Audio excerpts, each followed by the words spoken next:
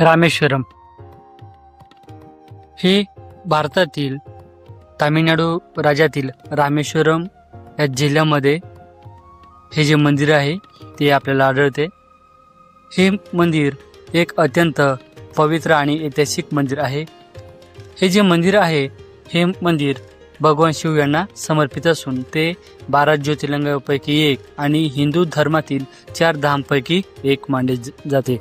आता हे जे मंदिर आहे ह्या मंदिराचा थोडक्यात जो इतिहास आहे तो थोडक्यात सांगतो। आता रामेश्वरमचा जो इतिहास आहे तो थेट रामायणाशी जोडलेला आहे। ब्रह्महत्या दोष निवारण हा त्याच्यातले आहे आणि याचं जे तुम्हाला सविस्तर वर्णन आहे ते थोडक्यात समोर सांगतो। रावण एक ब्राह्मण होता, त्यामुळे त्याचा वध केल्यानंतर श्रीराम यांना ब्रह्महत्या दोष लागला होता। हा दोष दूर करण्यासाठी भगवान शंकराची पूजा करणे आवश्यक होते। 2 शिवलिंगांची स्थापना। श्रीरामांनी हनुमानाला कैलास पर्वतावरून शिवलिंग आणण्यासाठी पाठवले, पण हनुमानाला येण्यास उशीर झाला। त्यामुळे माता सीतेने समुद्रातील वाळूपासून एक शिवलिंग बनवले, ज्याला रामलिंगम म्हणतात। नंतर हनुमानाने आणलेल्या शिवलिंगाला विश्वलिंगम म्हटले गेले। आता याची जी परंपरा आहे ती परंपरा काय आहे आता याचा थोडक्यात उल्लेख सांगतो। श्रीरामांच्या आज्ञेनुसार आजही हनुमानाने आणलेल्या विश्वलिंगमची पूजा आधी केली जाते आणि त्यानंतर रामलिंगमची पूजा होते। आता हे जे मंदिर आहे या मंदिराचं वैशिष्ट्य आणि त्याची जी वास्तुकला आहे याच्याबद्दल थोडक्यात सांगतो। आता रामेश्वरम हे जे मंदिर आहे ते द्रविडीय स्थापत्य कलेचा एक उत्कृष्ट नमुना आहे। आता तामिळनाडूमध्ये बरेच अशी मंदिरे आढळतात की जी द्राविडीय स्थापत्य कलेचा उत्तम उदाहरण आहे। आता जगातील सर्व हा जो रस्ता आहे ह्या रस्त्याने आपण सरळ पुढे गेल्यानंतर स्नान करण्यासाठी इथे जातो आणि स्नान केल्यानंतर ते 22 कुंड 22 कुंडांचं स्नान झाल्यानंतर आपण दर्शनासाठी येतो। दर्शनासाठी आपण त्याच्यामध्ये येतो आणि आपले फोन वगैरे आलं जे आहे तिथं कुंडात आपण जायला परमिशन आहे, फक्त जे लोक पूजा अर्चना करतात त्याच लोक आपण आज धनुषकोडीला आलो आहे आणि इथं सोमवार आहे। धनुषकोडला येण्याच्या अगोदर लोक काय करतात, रामेश्वर जे आहे रामेश्वरम तिथं येतात आणि तिथं दर्शन घेऊन मग लोक इकडे येतात।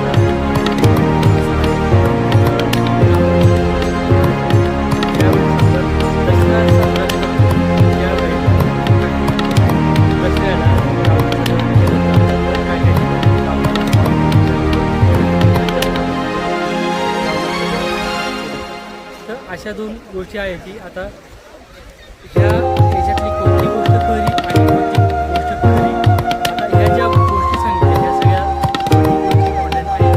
आता कोणत्या गोष्टीला खरं मानायचं आणि कोणत्या गोष्टीला मानायचं हे त्याच्या माझ्या पाठीमध्ये ते तुम्हाला असे संबंध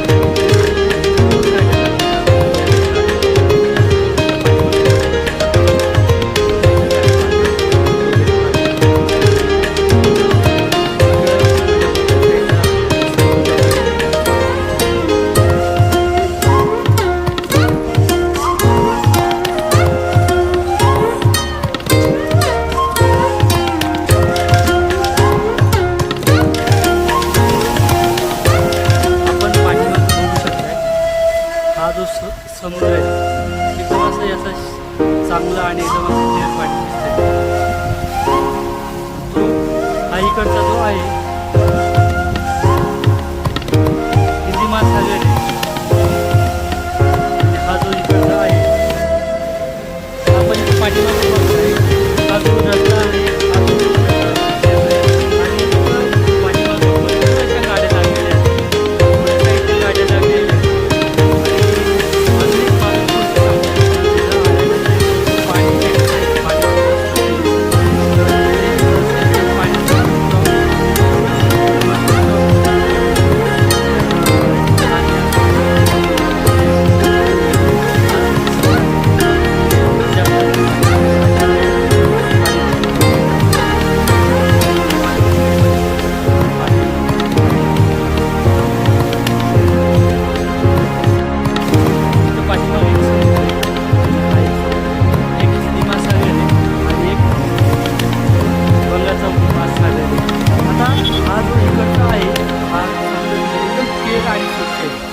तर आता आपण असंच चालत चालत जाणार आहे आणि तुम्हाला हे जे धनुष्कोडी आहे याच्याबद्दल काही ज्या मनोरंजक गोष्टी आहेत त्या गोष्टी मी तुम्हाला सांगतो. तर झालं असं खूप वर्षांपूर्वी इथं हे जे धनुष्कोडी नावाचं इथं एक शहर होतं आणि ते शहर खूप गजबजलेलं होतं. गजबजलेलं इतकं होतं की इथं हॉस्पिटल दवाखाने त्या म्हणजे माणसांना जीवन जगण्यासाठी या काही गोष्टी असाव्या लागतात. त्या सगळ्या गोष्टी होत्या. इथं रेल्वेसुद्धा होती, हॉस्पिटलसुद्धा होतं. इथं बऱ्याच गोष्टी झालं असं 22 डिसेंबर 1964 आणि रात्रीची वेळ होती. दिवसाचा वारा सुटला होता आणि शेवटची पॅसेंजर ट्रेन होती ती ट्रेन येत होती आणि त्या बंगालच्या महासागरात खूप मोठं तुफान आलं होतं आणि ते तुफान इतकं मोठं आलं होतं की सुमारे 250-300 प्रति तास वेगाने वारे वाहत होते आणि त्या वाऱ्यांचा वेग इतका वाढला की ज्या लाटा होत्या त्या लाटा खूप मोठ्या झाल्या. त्या लाटा इतक्या मोठ्या झाल्या की 25 ते 30 फुटापेक्षा जास्तही उंचीच्या त्या लाटा होत्या आणि त्याच त्यामध्ये ट्रेन सापडली. त्या ट्रेनमध्ये 150पेक्षा जास्त लोक होते ते पडलेले होते आणि हे जे शहर होतं गजबजलेलं शहर होतं ते शहर ज्यावेळेस सकाळ झाली त्यावेळेस लोकांना फक्त इथं काही औषध दिसले जे घरं होते घराच्या भिंती होत्या त्याचे औषध दिसले आणि रेल्वेचे रूळ होते त्याचे फक्त औषध. तर याच्यामुळं सुद्धा हे जे धनुष्कोडी आहे याला 100 प्लेस सुद्धा असं बोललं जातं. त्यावेळेस ही घटना ज्यावेळेस झाली त्यावेळेस जे तामिळनाडूचं सरकार होतं त्या सरकारनं ही जी जागा होती या जागेला म्हणजे राहण्याच्या जी आपण राहू शकतो त्या जागेचा जो दर्जा होता तो दर्जा काढून घेतला. ते असं होतं की जे धनुष्कोडी होती त्या धनुष्कोडीबद्दल एवढी अशी माहिती.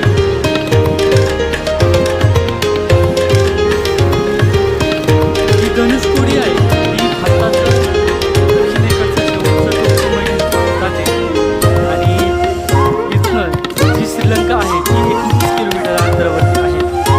कधी कधी काय होतं की श्रीलंकेत जे रेडिओ प्रसारण होतं त्याचे कधी कधी सिग्नल इथं पकडले जातात. असं बोललं जातं की जे प्रभू रामचंद्र होते त्यांनी हे जे आहे ते सागरी सेतू म्हणा किंवा रामशी सेतू म्हणा ते इथं बांधलं होतं असं बोललं जातं.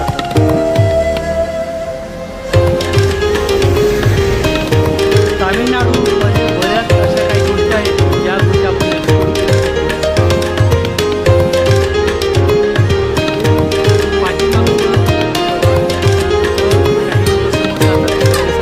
आता आपण समोर जाणार आहे काय आहे काही नाही वेळ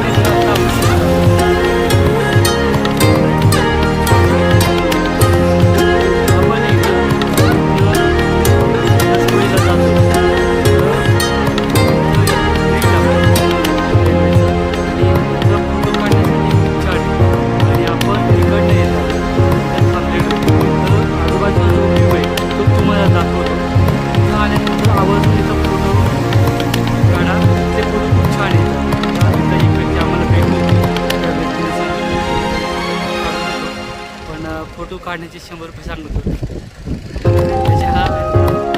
त्याच्यापेक्षा माझ्या मोबाईलमध्ये चांगलं येतात. मी काही नाही सांगितलं. परिसर आहे, परिसर दाखवतो.